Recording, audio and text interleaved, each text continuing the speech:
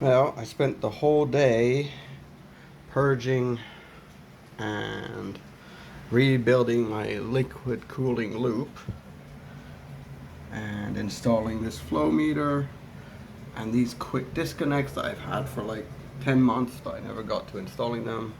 I moved the reservoir, there's more airflow, better airflow, and yeah, everything seems fine. Let's run a quick Cinebench.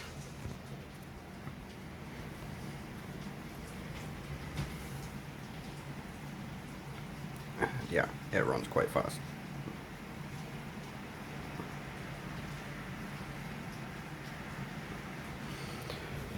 While that's running, see the temperature of the water never goes beyond 33 degrees.